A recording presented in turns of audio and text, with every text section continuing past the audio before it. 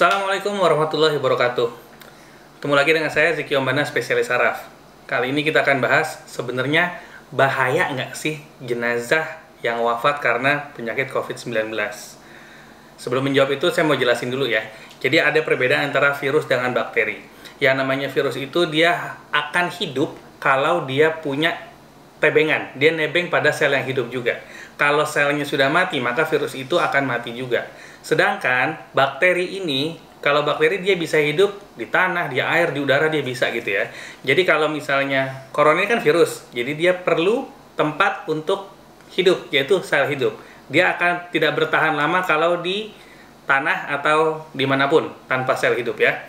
Jadi beda dengan penyakit yang dulu namanya, kalau kita pernah dengar, adalah namanya antraks. Antraks itu jenazahnya dianggap lebih berbahaya karena kenapa? Antraks itu bakteri, bukan virus. Sebenarnya apa yang terjadi pada orang yang sudah wafat atau orang yang meninggal? Jadi orang wafat ini atau meninggal dikarenakan sel-sel tubuhnya ini mengalami kerusakan hingga terjadi kematian.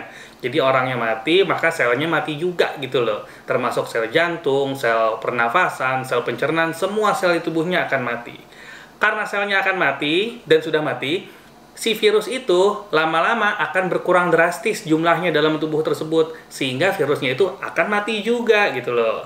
Jadi jenazah orang yang meninggal karena COVID-19 ini sebetulnya sudah ditangani dengan benar dengan protokol khusus, dengan istilahnya pemulasaran jenazahnya.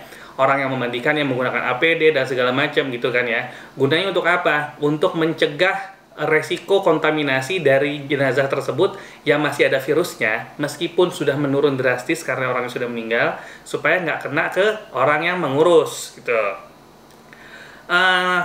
Kalau misalnya kita takut virus ini tertular, sebenarnya sama lah. Ada contohnya kayak gini misalnya ya. Kalau kita atau siapapun menghadiri penguburan seseorang yang meninggal karena sakit jantung, tapi dia ada flu juga, dia meninggal.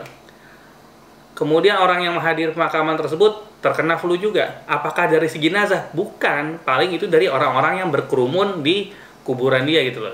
Jadi jenazah ini sebenarnya tidak berbahaya.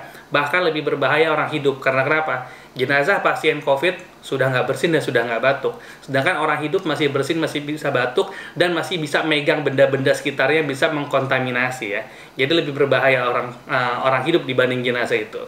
Dengan penjelasan seperti ini, jadi sudah selayaknya yang namanya jenazah yang meninggal karena tersangka COVID-19 tidak boleh ditolak karena sudah jauh tidak berbahaya, bahkan lebih berbahaya orang hidup. Semoga informasi ini bermanfaat. Assalamualaikum warahmatullahi wabarakatuh.